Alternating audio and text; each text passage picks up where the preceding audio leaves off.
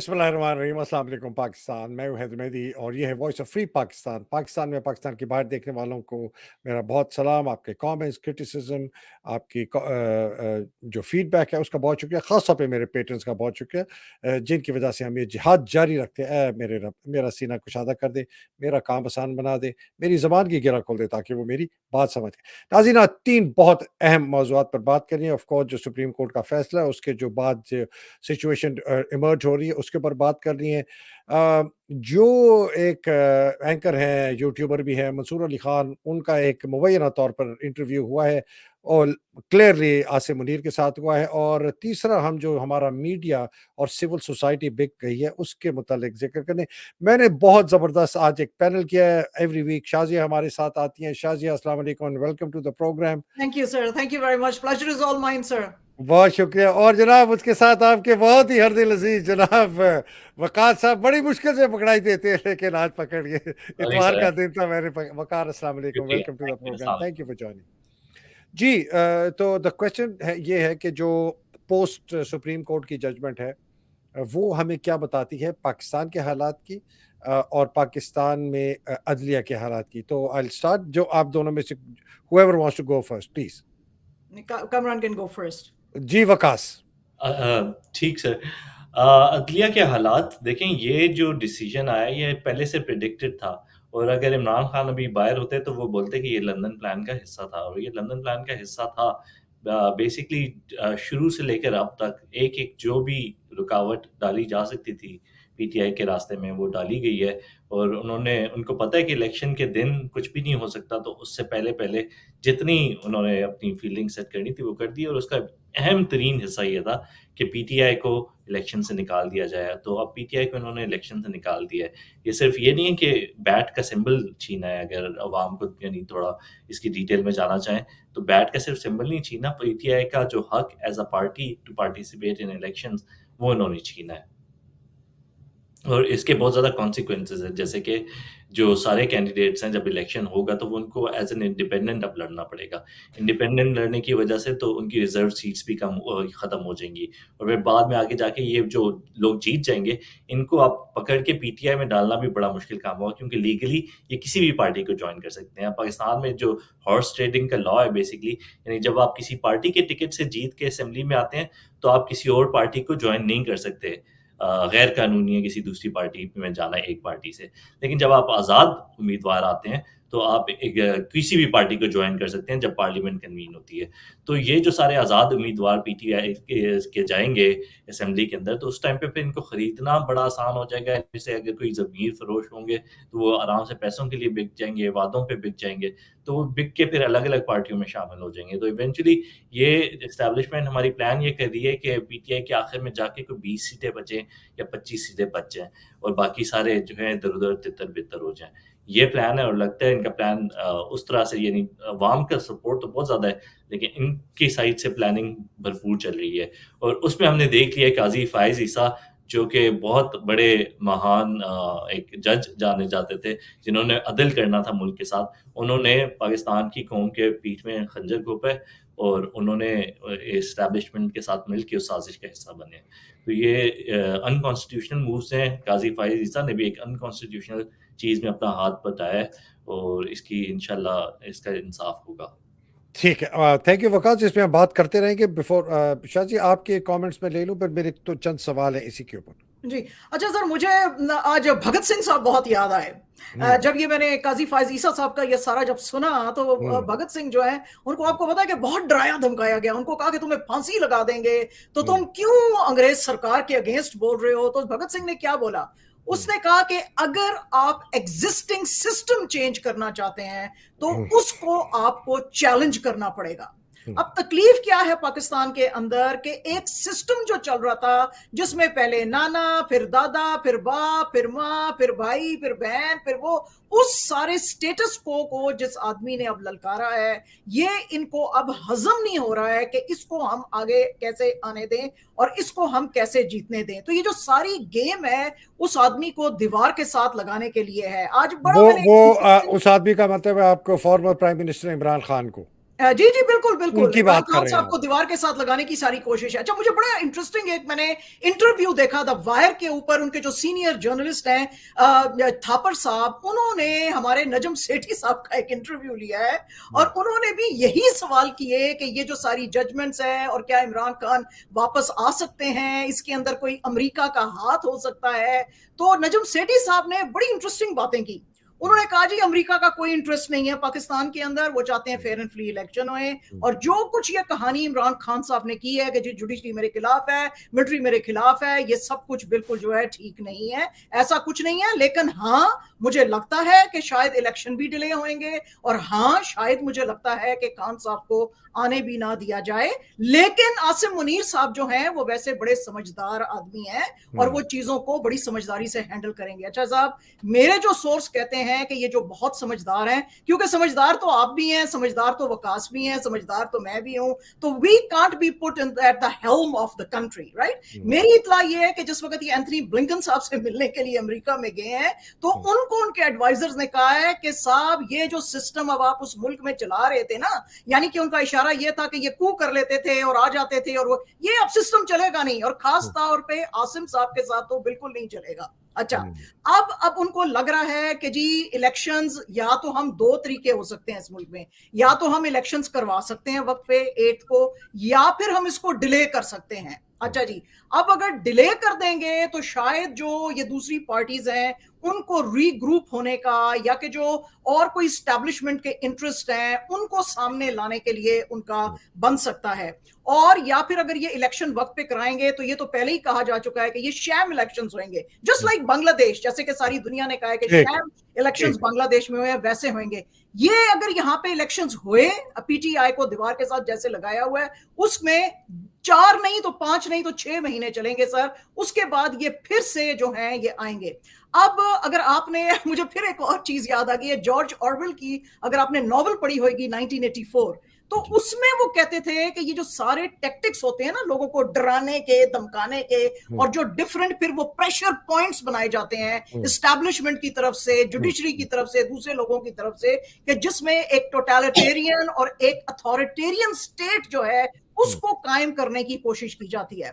अच्छा, एक बात जो हमारे मुल्क में जुडिशरी भी भूल रही है, हमारी स्टैब्लिशमेंट भी भूल रही है कि दिस इज वो जो जैसे कि उसका नॉवल है जॉर्ज ऑरवेल का 1984, ये this is not 1984, this is the 21st century, this is ये 2023। 2024 है, ये 19। 2024 से, हाँ 24 है, सॉरी 2023 मैंने कहा, ये 2024 है। इसमें चीजें आपकी वैसे टोटलिटेरियनिज्म के साथ, आपकी अथॉरिटेरियन चीजों के साथ नहीं चलेंगी। ईसा साहब को भी ये बात समझनी चाहिए और ये हमारी मिलिट्री एस्टैब्लिशमेंट को भी समझनी चाहिए कि एक आदमी जो कि मोस्ट पॉपुलर है, लेकिन चूंकि उसने आपका एक स्टेटस को उसने किया है, चैलेंज किया है, आप उसको नहीं आने दे रहे हैं, तो आपके लिए इस वक्त जो है इंपॉर्टेंट क्या है? क्योंकि धरती को तो हम मां कहते हैं ना, धरती आपकी मां जो है वो आपके लिए इंपॉर्टेंट है, या आपका ईगो बहुत इंपॉर्टेंट है कि हमने इमरान को आने नहीं देना क्योंकि वो हमारे साथ उसके ईगो का क्लैश है। तो ईगो के अलावा यशाजी क्लैश बेसिकली इंटरेस्ट का है। जी जी जी जी, वही मैंने वही।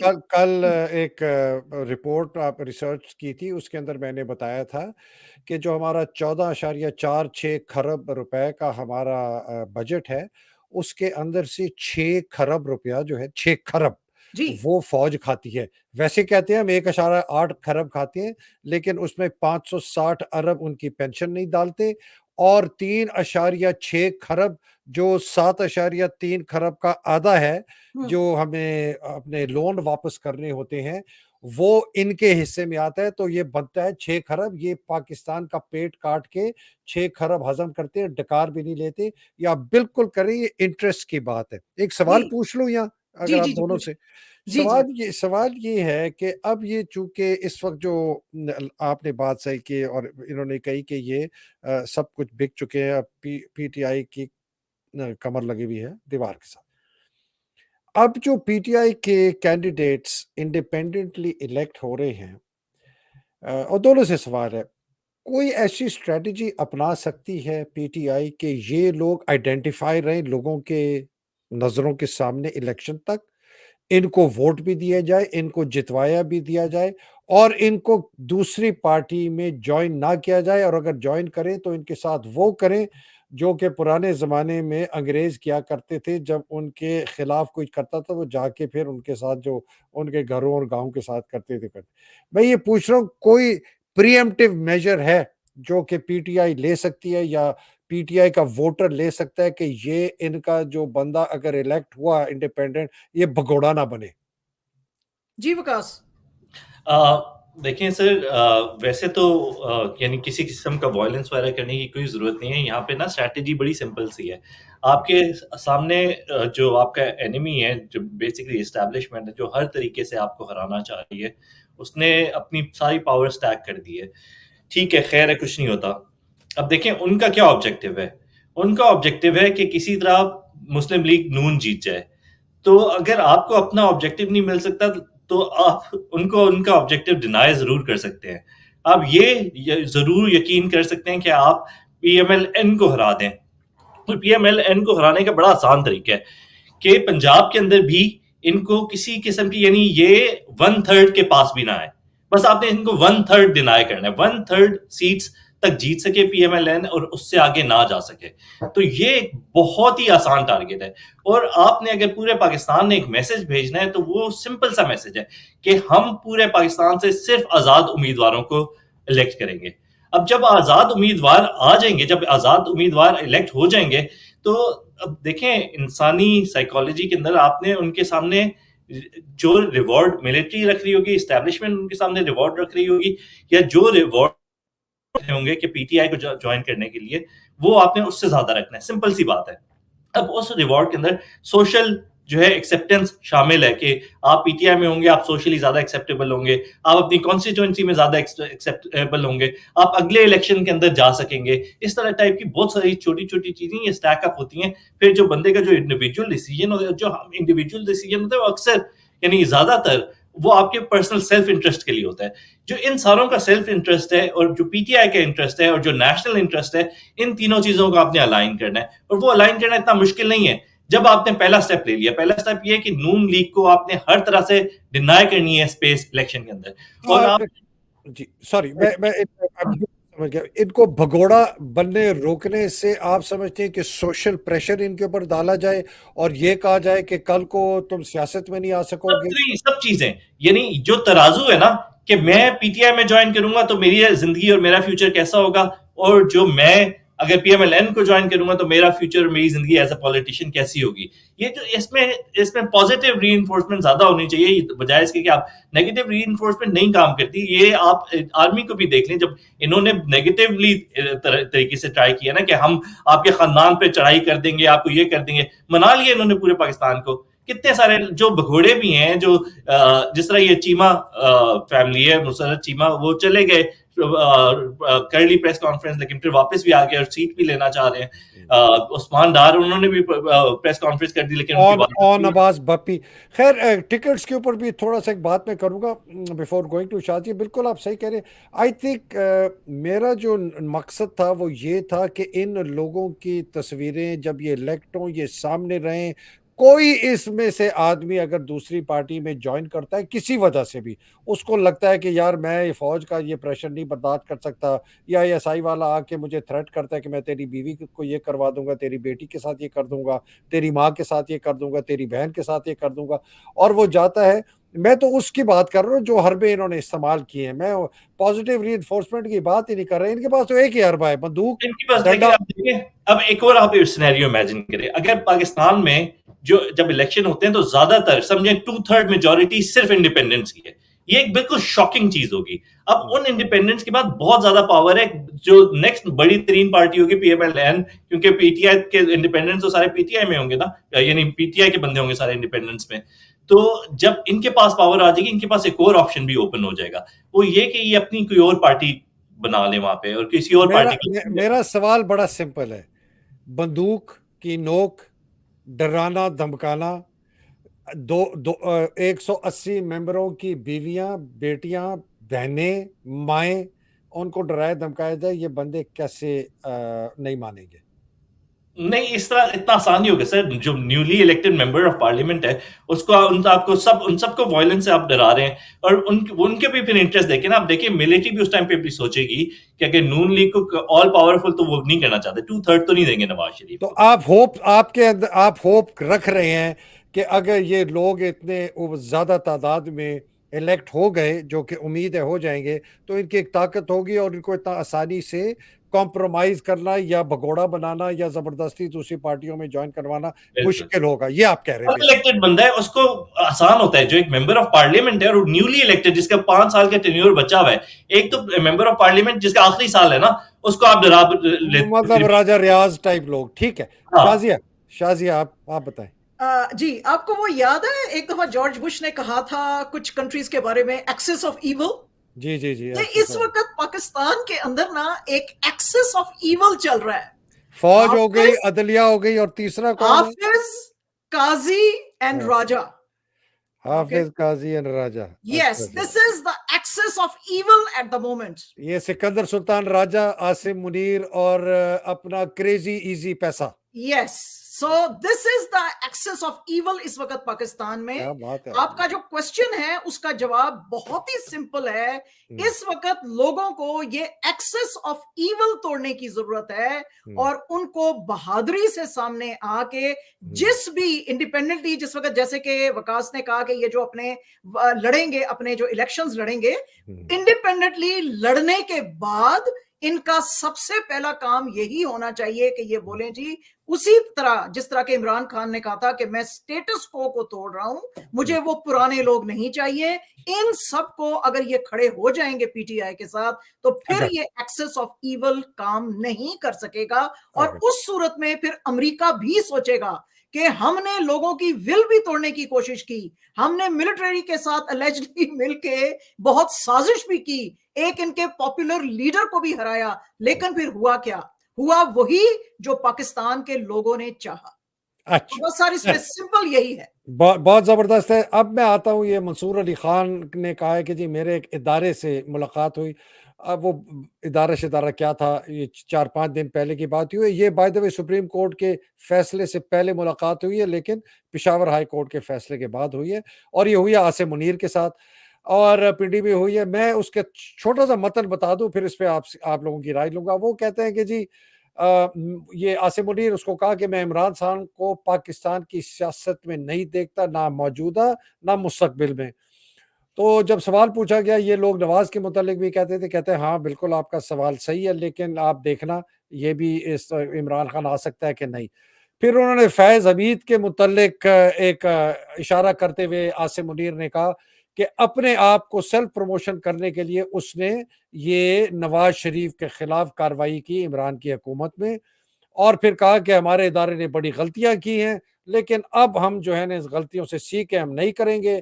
हम अपनी पोजीशन को बिल्कुल क्लियर रखना चाहते हैं, हम कहीं ये ढके छुपे नहीं छुपे रहेंगे। पाकिस्तान का फ्यूचर जो है तो मतलब कहता है पाकिस्तान का फ्यूचर डेमोक्रेसी में है, और सियासतदानों को गालियां नहीं देनी चाहिए, मतलब कि ये नवाज शरीफ और जरदारी मर्दारी को बुरा भला ना कहे कि ये करप्ट हैं। सोसाइटी बहुत पॉलिटिकली चार्ज हो चुकी है। इमरान खान ने सोसाइटी को पोलराइज कर दिया है, मतलब कि उसने सच बता दिया, और जो सच बोलने वाले एक तरफ है और यजीदी कुव्वतें एक तरफ है, मतलब मुझे तो यही समझ आया है। और उसने सोशल मीडिया को हथियार के तौर पर इस्तेमाल किया है। हमें समझ आ गई है कि सोशल मीडिया से कोई फर्क नहीं पड़ता, इसको हम नहीं रोकेंगे, अगर रोका गया तो काउंटर प्रोडक्टिव होगा। 9 मई हम नहीं भूले हैं, हम इसका जरूर, इसका ठीक ठाक हम इसका करेंगे। लेकिन चूंकि इस वक्त हालात बड़े पॉलिटिकली चार्ज हैं, तो हम जरा चुप बैठे हैं।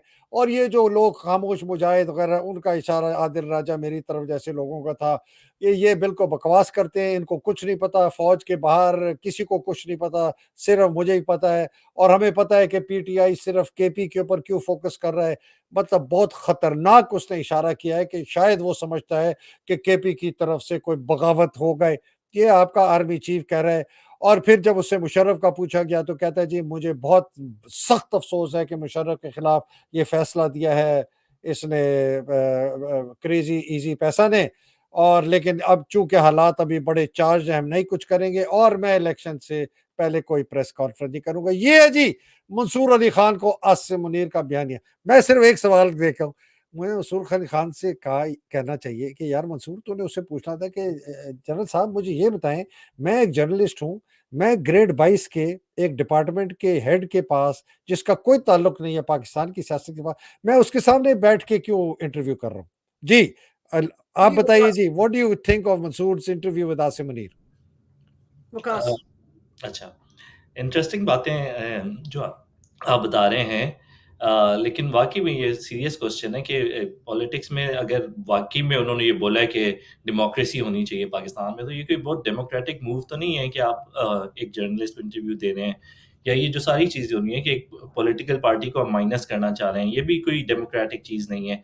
अगर आपको वाक़ई में लगता है कि पाकिस्तान में डेमोक्रेसी चलेगी और डेमोक्रेसी चलनी चाहिए, तो ये तो सारी अनडेमोक्रेटिक चीज़ें हैं। अनडेमोक्रेटिक तरीके से आप डेमोक्रेसी नहीं क्रिएट कर सकते पाकिस्तान के अंदर। इम्पॉसिबल बात है ये कि आप अनडेमोक्रेटिकली इम्पोज़ करें। और दूसरा ये जो नवाज़ शरीफ की बातें कि इसको गलत कहा गया और जो है इसके खिलाफ किसी ने सेल्फ प्रमोशन के लिए, देखिए नवाज़ शरीफ के जो खिलाफ केस है जिसकी वज़ह से वो डिस्क्वालीफाई हुआ, वो I open and shut case international है पनामा, हाँ कंसोर्टियम बिल्कुल। ऑफ जर्नलिस्ट की तरफ से। और वो जो पनामा लीक्स था वो पनामा से आया। मोसैक फनेस का एक कंपनी थी, उसके डॉक्यूमेंट्स लीक हुए थे। पाकिस्तानी कौम के वहमो गुमान भी नहीं था कि नवाज शरीफ की फैमिली के पनामा के अंदर सीक्रेट अकाउंट्स हैं, ऑफशोर अकाउंट्स हैं। अब हमने सिर्फ उससे एक सवाल पूछा और ये सबका बनता था, हमारे तमाम इंस्टीट्यूशंस का बनता था, हमारी फौज का बनता था, हमारी पुलिस का बनता था, हमारी अदलिया का बनता था। उससे सवाल पूछेंगे, यार तुम हमारे 20 साल तकरीबन प्राइम मिनिस्टर रहे हो, तुम चीफ मिनिस्टर भी रहे हो, तुम्हारे ये पनामा में सीक्रेट अकाउंट्स हैं, तुमने हमें कभी बताया नहीं कि तुम्हारे पनामा में सीक्रेट अकाउंट्स हैं। तुमने कोई दुबई में तुम्हारी नौकरियां भी चल रही हैं, तुमने हमें कभी बताया नहीं कि तुम्हारी दुबई में क्या नौकरियां चल रही हैं, तो हमें ये बता दो ये कहाँ से चल रही हैं। उन साहब ने हमें नहीं बताया। जो मनी ट्रेल हम पूछते हैं, मनी ट्रेल ये सिंपल सा सवाल है ना कि यार तुम्हारा पनामा के अंदर, पनामा एक दूर दराज एक इलाका है जहां तुमने कभी कदम नहीं रखा, वहां पे तुम्हारा बैंक अकाउंट क्यों है मेरे जान? तुम्हारा जो है ये तुम एक वजीर आजम हो, तुम दुबई में अपने बेटे की कंपनी में नौकरी क्यों करते हो यार? तो और ये बात हमें बस बता दो। वो नहीं बता सका। और यही एक आम बंदे के लिए तो ये सजा होती है इसी बात पे कि तुमने टैक्स इवेजन की, लेकिन प्राइम मिनिस्टर की लिए तो ज्यादा सजा होनी चाहिए। और इसको इस बात पे सजा होना कोई गलत बात नहीं है, चाहे जिस तरह से भी हुआ, लेकिन ये बहुत बड़े बड़े गुनाह हैं। पूरी दुनिया में कहीं पे भी इस पे सजाएं मिलेंगी। अब ये बात नहीं प्रूव कर सके। अब ये किसकी साजिश थी? ये तो किसी की साजिश नहीं थी। तो ये जो आप बोल रहे हैं कि इसको किसी साजिश के तहत या किसी ने बनाया, ये सारी चीजें, ये करप्ट इंसान है। और करप्ट इंसान पाकिस्तान में के टॉप पे रह के सिर्फ करप्शन ही ला सकता है। अब इमरान खान को आप देख लें, 2 साल से ये लगे हुए हैं कि इमरान खान ने कोई केस निकाले। क्या केस निकाले इन्होंने? कि वो घड़ी थी, उसको गिफ्ट ली तो उसने आगे से बेच दी, उसका कोई हक नहीं था, उसने क्या नहीं दिए उसके पैसे, ये इसका अब टोटल केस निकाल के लेकर आए हैं। दूसरा ये कि वो जो साइफर था वो आपने लोगों को बता दिए। ये मैक्सिमम केस है आपके। अगर इमरान खान पे और तीसरा वो इद्दत कि जी शादी इद्दत से पहले कर दी। ये यानी उसकी पर्सनल मामलात कि फिर उसमें भी जो यानी बहुत सारी इस्लामिक बातें भी हैं, वो यानी उसकी डिटेल में जाने की कोई जरूरत ही नहीं है हमें। अब वो आपने ये इसके केस निकाले हैं। आप मुझे कोई दुबई का अपार्टमेंट लाके दिखा देते, दुबई का 1 बेडरूम अपार्टमेंट लाके दिखा देते इमरान खान ने, जिस दिन ये लाके दिखा देते मैं बोलता कि वाकई में करप्ट है। आप किसी और जगह, आपके पास कम रिसोर्सेज हैं, आपके कम इंटेलिजेंस एजेंट्स हैं जो अलग अलग मुल्कों में जाके पता कर सकते हैं कि कहाँ पे, यानी बेनजीर की ये स्विस बैंक अकाउंट निकाल के ले आए थे। इन्होंने वो ढूंढ लिया था, सदे पैलेस ढूंढ लिया था। तो इमरान खान की चीजें ढूंढना मुश्किल है। You know you are absolutely right. ये तो बिल्कुल क्लियर है। वो इमरान शाह इसका जो इसका जो होता था ना, इसका वो एक टाइप का इधर ये बिल जमा करा दो, वो कर दो, ये कर दो। मैं भी उसको जानता हूँ। वो जब मैं इंटरव्यू करता था तो वो सेटिंग अप करता था। उसने भी कहा कि जी इमरान साहब के वो, हालांकि उसको लाया गया था सलीम साफी के प्रोग्राम में कि इमरान खान के मुतालिक को एक्सपोजर दे। वो कहता है जी इमरान खान के अकाउंट में अगर कोई पैसे आ जाए ना जिसका उसको पता नहीं होता था, वो कहते थे किधर से आए हैं पैसे, वापस निकालो इनको।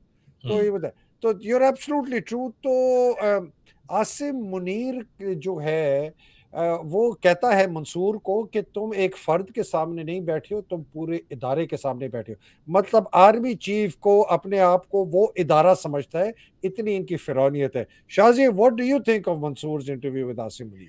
सर बहुत ही लेम किस्म का इंटरव्यू था, मैं तो यही उसको कह सकती हूँ। सारा बड़ा ऑर्केस्ट्रेटेड घटिया इंटरव्यू था। हाँ बिल्कुल ही, ये सारे जो होते हैं ना, ये सारे ऑर्केस्ट्रेटेड होते हैं। और आप देखें कि एक यूएसए के अंदर एक मशहूर केस आया था, कॉर्मेट्सू वर्सेस यूएसए। उसके अंदर मैंने उसको क्यों कोट किया है, फिर मैं उसको लिंक करूंगी पाकिस्तान में। उसमें जो जापानीज सिटीजन्स थे ना यूएसए के, तो उनके बारे में कुछ कहा जी कि इन्होंने मुल्क के खिलाफ काम किया है, तो हम इनकी सिटीजनशिप खत्म कर रहे हैं क्योंकि मुल्क से ऊपर कोई भी नहीं है। ये असल सेकेंड में वर्ल्ड ये वॉर बात की बात कर रहे This हैं ना was आप? a huge case in USA, Korematsu versus USA. That was जी, a huge case, जिसमें सेकेंड कि वर्ल्ड सुप्रीम वॉर। कोर्ट ने उनकी ने कहा कि नहीं, स्टेट बड़ी है, इंसान बड़े नहीं है। हम इस वक्त जो है एक ही आदमी को जरा ज्यादा वैसे खींचते हैं, नवाज शरीफ साहब को, कि भाई तुम्हारा नाम पनामा पेपर्स में भी आया, तुम्हारी प्रॉपर्टीज भी गलत हैं, ये हैं। हम इस सारे सिनेरियो में जो हमारे अलेजली मिस्टर 10% थे ना, उनको हम भूलते चले जा रहे हैं, क्योंकि नहीं, ये कोई नहीं भूल रहा, जरदारी को हाँ, कोई नहीं जरदारी भूल रहा, साहब जो हैं, कोई नहीं भूल जरदारी साहब से भी पूछने की ये बात है कि रहा। जनाब अभी कुछ साल पहले, कोई 25 30 40 साल पहले, आपके पास तो 2 लाख रुपए नहीं थे अपना सिनेमा बचाने के लिए। इस वक्त आपके पास इतनी बेतहाशा प्रॉपर्टी कहां से आई है? ये सब लोग जो मुल्क के खिलाफ जो करते हैं साजिशें, और फिर जो है सादिक और अमीन भी बन जाते हैं, इनसे क्यों नहीं पूछा जा सकता कि भाई ये पैसे कहां से आए, ये क्यों तुमने लूटा? और फिर हमारे जो हैं, वो जो आप जिनको बोल सकते हैं डाई हार्ड्स, या कि जिनको बीबीसी बोलता है स्पिन डॉक्टर्स, जो स्पिन डॉक्टर्स हैं, इनके पास कुछ आमदी टोला जो इनको बोल रहा है कि ओ सर, आप तो शहंशाह हिंदुस्तान है, आपसे तो कोई गलती हो नहीं सकती, ये जो रियाया है ये कमी अच्छा, है। बात सुने, वो हाँ। लोग मेरे से पूछते हैं शाजिए कि शाजिए क्या पाकिस्तानी है इंडिया? वो गलती नहीं कहती, गलती कहती हैं। वो खिलाफ के, मैंने कहा नहीं नहीं, पाकिस्तानी है वो, मेरा ख्याल है उनकी जबान। चले कोई नहीं, ठीक है, बोले। Aren't they happy that an Indian is speaking in their favor? नहीं, they are not happy with Indian. आप इंडियन तो नहीं है, नहीं नहीं sir, I'm very much a Pakistani. दिल तो हाँ, अभी भी पाकिस्तानी है ना, हम कहीं पे पाकिस्तान गिरे। जी। तो सर इनसे पूछता कोई क्यों नहीं है? अब ये जो इनके फैसले भी आते हैं, वो क्यों नहीं इनसे बोलते हैं कि भाई तुम सारे लोग स्टेट से ऊपर हो, या स्टेट तुमसे ऊपर है? आप देखें कि यूके के अंदर जो उनका लॉ है, उसके अंदर ये जो सारे लोग हैं, या जुडिशरी है या कोई भी, they are under the parliament, you see. तो पार्लियामेंट जो फैसला करेगी, वो सबके लिए मानना जो है वो लाजम है। ये जो इंटरव्यूज आके इस तरह के फजूल किस्म के करते हैं, जिसमें ना तो कोई सर की ना पैर की, अच्छा केस बना रहे हैं, जैसे कि वकास ने भी कहा, आपने भी, कि जी वो घड़ी ले ली। यानी मैं तो आपको पता है दुबई में रही थी, वहां पे जो एक प्रिंस थे दुबई के, उसने एक मिलियंस ऑफ डॉलर्स की पटेक फिलिप, आपको जरूर पता होगा उस ब्रांड का, उसकी घड़ी दी इनको इमरान खान साहब को। इमरान खान साहब ने बड़ी बेनियाजी से वो घड़ी अपने जो साथी थे उनको दे दी, और कहा जी ये पैसे बेचो और ये जो है शौकत खानम में डालो। जमाइमा के साथ जिस वक्त डिवोर्स हुई, प्लेट में रख के उन्होंने मिलियंस ऑफ डॉलर्स की property the. Hundreds of millions of pound. Millions. तो उन्होंने कहा जी कि ये मुझे नहीं चाहिए, ये मेरा। यानी एक ऐसा आदमी जिसको प्लेट में रख के सब कुछ दिया जा रहा है, वो एक 2 पैसे की घड़ी की चोरी करेगा। तो आप उस आदमी को गलत तरफ, आपकी जो मिसल्स है ना, उनका निशाना गलत तरफ है। आपको गलत तरफ, अपने मिसल्स का निशाना जरदारी साहब, शरीफ साहब, राना सनाउल्लाह साहब, और जो बाकी के इस तरह के जो सारे अपॉर्चुनिस्ट हैं इनके साथ हैं, वो इसहाक डार साहब हैं, बाकी इनसे पूछने की जरूरत है कि जनाब पाकिस्तान में कौन सी ऐसी जमीन है जिसके नीचे से सोना निकल रहा है? हम भी वो जमीन खरीद लेते हैं, कि हम भी वो मिलियंस ऑफ डॉलर्स के एपीआई टावर भी खरीद लेते हैं, और हम जो है वो उधर पाम के ऊपर घर भी ले लेते हैं, अरेबियन ब्रांचेस में भी और जगहों पे भी हम ले लेते हैं, लंदन में भी ले लेते हैं प्रॉपर्टी। ठीक, समझ बात जो है पेरिस में, उसके साथ हम भी एक कैसल खरीद लेते हैं। समझ गए, ठीक, बिल्कुल क्लियर हो गया। देखिए जी, जरदारी और नवाज शरीफ जो है ना, वो एग्जाम्पलीफाई करते हैं 2 लफ्ज अंग्रेजी के, क्लेप्टोक्रेट और प्लूटोक्रेट। सिर्फ ताकत में आते हैं लूटने के लिए, अमीर लोग सिर्फ ताकत में आते हैं पैसा ज्यादा करने के लिए, ये वो 2 है। लेकिन सबसे बड़ा लुटेरा पाकिस्तान में ना, वो अफवाज पाकिस्तान है। वो मेरे से शेयर नहीं हो रहा। 6 खरब रुपया, 14.46 खरब में से तकरीबन 42% आपका बजट जो है फौज हड़प करती है, डकार भी नहीं मारती। ये जंग जो है ये इसकी है कि पैसे। अब आते हैं चूंकि क्या नाम है, मंसूर अली खान, नाम भी भूल जाता हूँ उसका। अ, ये इस जैसे जो बिकाऊ मीडिया के टाउट्स हैं, हामिद मीर हो गया, आपका नजम सेठी, फाद हुसैन, ये हमारे इंटेलेक्चुअल्स जो बड़े समझते हैं, लिबरल, ये नदीम फारूक पिराचा, हुसैन हक्कानी, बिकाऊ माल, और इस तरह के जो लोग हैं, कि पाकिस्तान में, शाजिया आप भी सहाफत में रही हैं 20-25 साल, आप भी रहे हैं 10 एक साल वकास, ये पाकिस्तान में इतना गलीज गलाजत कैसे आई हमारे जर्नलिस्ट में और मीडिया में, और ये खड़े क्यों नहीं हो सके? जी वकास। सर, असल में पाकिस्तानी मीडिया के बड़े डिटेल्ड इश्यू यानी कॉम्प्लेक्स इश्यूज़ हैं। अब हमारे पास शायद इतना टाइम नहीं हो कि हम उसमें जा सकें। हुँ, लेकिन असल में ना पाकिस्तान के अंदर सहाफ़ी का एक इश्यू होता है वैसे। हुँ, सहाफ़ी का इश्यू ये होता है कि वो बहुत पावरफुल और अमीर लोगों के करीब होता है, लेकिन हुँ, वो खुद पावरफुल और अमीर नहीं होता। हुँ, लेकिन उसको टाइम के साथ-साथ लगने लग जाता है कि शायद मैं भी उस पावर का हिस्सा हूँ, हुँ, और वो अपने आप को एक डिल्यूज़न में डाल सकता है कि जो है मुझे भी इस दुनिया का पार्ट होना चाहिए। तो इसलिए बहुत सारे सहाफ़ी इन कोशिशों में होते हैं कि वो पावर प्ले का हिस्सा बन जाएँ, या उनके हाथ भी थोड़े पैसे लग जाएँ। जब आप रोज़-रोज़ देखते हैं अरबों डॉलर, अरबों रुपए की स्टोरीज़, तो आप चाहते हैं तो कुछ 15-20 करोड़ मेरे पास भी हो जाएँ। तो यही बेसिकली इश्यू है, लालच है, टैलेंट की कमी है, आइडियाज़ नहीं है, इनोवेशन नहीं है। तो ये आसान तरीके यही हैं कि पाकिस्तान में आप जो भी पार्टीज़ हैं, उनमें से किसी न किसी एक को शामिल हो जाएँ, उनका काम करने लग जाएँ, उनके टाउट बन जाएँ। जो पाकिस्तान की सबसे बड़ी पार्टी है एस्टैब्लिशमेंट, आप उसके किसी तरह टाउट बन जाएँ। फिर आपको फ्री हेलीकॉप्टर राइड्स भी मिलेंगी, आपको रेड कारपेट भी मिलेगी, एक इस तरह के एक्सक्लूसिव इंटरव्यूज़ भी मिलेंगे। सारी गेम तो यही है ना कि आपके करियर में आपने सबसे आगे किस तरह से जाना है, आपने अमीर कैसे बनना है, आपके दो हर हाउसिंग सोसाइटी के अंदर एक प्लॉट भी हो, और आपके जो है हर आपको बड़े लोगों की शादियों में भी बुलाया जाए, ये सब सारी गेम है। तो इस गेम का अगर आपने हिस्सा बनना है तो पाकिस्तान के अंदर उसका एक सेट तरीका है, और वो ये है सेट तरीका। अगर आप उसमें इस सारे सिस्टम के अगेंस्ट चलते हैं ना, तो आपकी फाइनेंशियल तरक्की इतनी ज़्यादा नहीं होगी, आपकी करियर प्रोग्रेशन नहीं होगी। पाकिस्तान के अंदर तो वैसे ही एक सीलिंग है करियर वै की कि आप सेफ वैसे नहीं हो।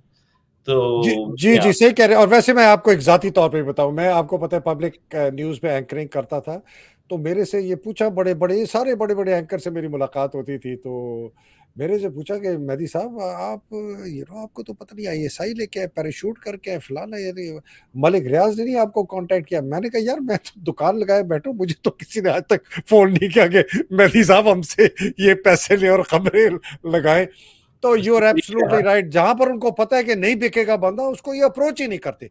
मुझे अप्रोच किया था एसपीआर ने, मैंने कहा जी ये ब्रिगेडियर साहब अपने पास रखे, मैं वही बात करूंगा। एनीवे, गोइंग बैक टू तो यू थिंक कि पाकिस्तान के मीडिया के अंदर कोई ऐसी बहुत ही चंद आवाजें अब रह गई होंगी पाकिस्तान में, जो बेचारे ढके छुपे बात करते हैं। आमिर बतीन मेरी नज़र में एक अभी तक आदमी है जो करता है, और ये मकबूल है, बेचारों के साथ बड़ी ज्यादती वैसे हुई है।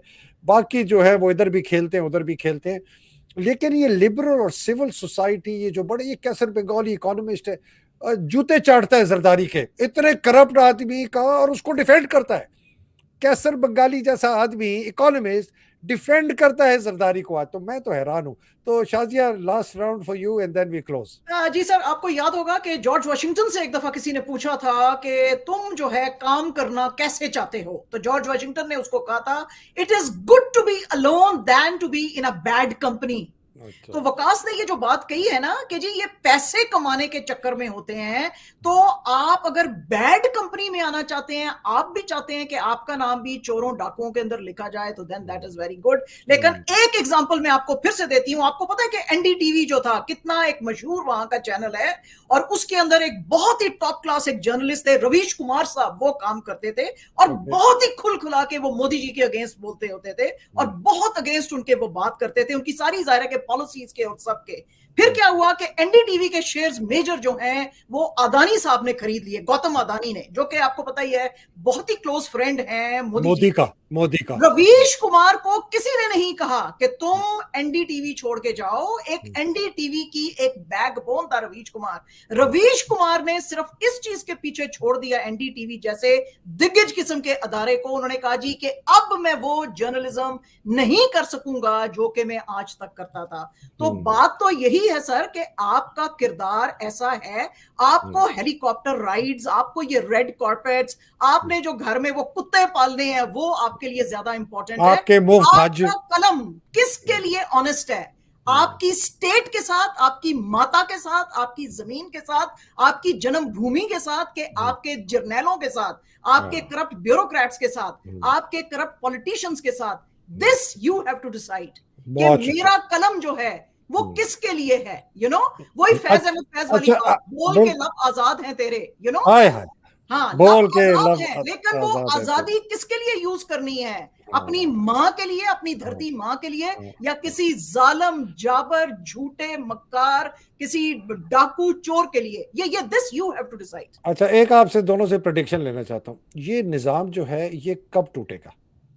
मुझे टाइम फ्रेम दे, ये ना दे कैसे टूटेगा, मुझे बताएं ये कब टूटेगा। वकास, निजाम टूटा हुआ है, आपको क्या लग रहा है? मेरा मतलब है कोलैप्स करके ये जो फौज की जारियत है, एलीट कैप्चर है, ये टूट के खत्म होके इसके मुतबादिल निजाम जो आएगा, मैं उसकी बात कर रहा हूँ। ये कब होगा? सर वो भी कभी भी नहीं होता। देखें, नहीं, चले जो भी है दो साइड्स का, और ये ता क़यामत चलना है। कभी कोई एक साइड पावरफुल वो ठीक है, मुझे फिलहाल बॉक्सिंग मैच का बताओ। फिलहाल ये मैं आपको बता दूं, ये इलेक्शन करा लेंगे, अपनी पार्टी, अपनी गवर्नमेंट बनाने की कोशिश करेंगे पीएमएलएन की, और ये साल से ज्यादा नहीं चल सकती पीएमएलएन की गवर्नमेंट, क्योंकि वो अनपॉपुलर। फौज की जारियत आप देखते हैं अगले 5 साल तक। सर फौज तो रहेगी ना पाकिस्तान में। नहीं, फौज का कब्जा पाकिस्तान के ऊपर, फौज तो रहेगी, क्यों नहीं रहेगी? हाँ, तो फौज का कब्जा भी देखिए, कब्जा एक क्या इमरान खान के, जब इमरान खान प्राइम मिनिस्टर थे, फौज का कब्जा था पाकिस्तान के ऊपर? बिल्कुल था। तो इमरान बिल्कुल था, 100% था। नहीं, सारे आधे उसके मिनिस्टर फौज के अंदर घुसाए हुए थे, सीपैक के ऊपर कब्जा था। एक चीज होती है ना कि एब्सोल्यूट चीज होती है, एब्सोल्यूट तो कभी कुछ भी नहीं होता ना, एब्सोल्यूट पावर तो नहीं होती। नहीं, बात समझ रहे तो मुझे इधर उधर फिरा रहे हैं। नहीं, मैं फिरा नहीं रहा, मैं आपको बोल रहा हूँ जो सवाल आप जवाब पूछे उसका जवाब है नहीं ना असल में। जब फौज का, अच्छा ये मैं एक बता, वो भी कुछ ना कुछ लगे रहेंगे कि हमारा एक बंदा इस जगह पे लग जाए, कोई नादा का चेयरमैन लग जाए, कोई कहीं लग जाए, तो ये कांस्टेंट पावर स्ट्रगल होगा जो तब तक नहीं खत्म होगा जब तक आप कंट्रोल नहीं रखेंगे, जब तक आप, यानी जो भी पार्टी होगी और वो कंट्रोल एक मॉरल लीडरशिप से होगी और कॉम्पिटेंस से होगी। वो कब आएगा? वो अभी आप देख लें, अभी इमरान खान की पार्टी में भी, पीटीआई में भी, कब आएगा आगे का बता? 1 साल में आएगा, 2 साल में आएगा? ये 1-2 साल की चीजें नहीं होती, ये तो हजारों सालों की चीजें, यानी डेकेड। शाजिया आप बताएं, आपके ख्याल में ये अगर इस कौम में वही जो दिल्ली के चीफ मिनिस्टर ने मोदी जी के अगेंस्ट बोला था, अरविंद केजरीवाल ने, सरफरोशी की तमन्ना अब हमारे सिर पे है, देखना जोर कितना बाजुए कातिल में है। अगर तो ये कौम ने ये बोल दिया, यही कलमा पढ़ लिया कि देखना है जोर कितना बाजुए कातिल में है, विद इन फ्यू इयर्स ये चेंज आएगी इंशाल्लाह। बहुत शुक्रिया जनाब, बड़ा जबरदस्त रहा यार। वकास, मैं अगर बुरा ना मनाए, मैं आपको और शाजिया को साथ बुला लिया करूं संडे को, हालांकि आपकी छुट्टी का दिन होता है। चलें ठीक है, कोशिश करेंगे, या सैटरडे को कर ले, बिकॉज ओरिजिनली सैटरडे को था, लेकिन वो कल चुके, मैंने दूसरा था तो मैंने आज कर लिया। Anyway, will talk about it. बहुत शुक्रिया। अल्लाह सुब्हान तआला आप दोनों को अपने हिफ्ज़-ओ-मान में रखे, पाकिस्तान को हिफ्ज़-ओ-मान में रखे, पाकिस्तान की हकीकी आज़ादी की जो जंग लड़ने, जिस तरह का शेर पढ़ा शाजिया ने, अल्लाह सुब्हान तआला हमारे खौफ के बुत तोड़े और हम उनको हिफ्ज़-ओ-मान में रखे और इस निज़ाम को उखाड़ के फेंके। वकास की दुआ हज़ारों साल वाली नहीं, मैं तो चाहता हूँ कि अगले 6 महीने में उखाड़ के फेंके, इनको हम सूली से लटकते हुए देखें, इन जर्नैलों को, इन जजों को, और बेचारे जो इस जिहाद में शहीद हो गए, अल्लाह सुब्हान तआला उनके दर्जात बुलंद करे। पाकिस्तान जिंदाबाद, पाकिस्तान पाइंदाबाद। इलाही आमीन। अस्सलाम वालेकुम, खुदा। Thank you sir, thank you, bye bye.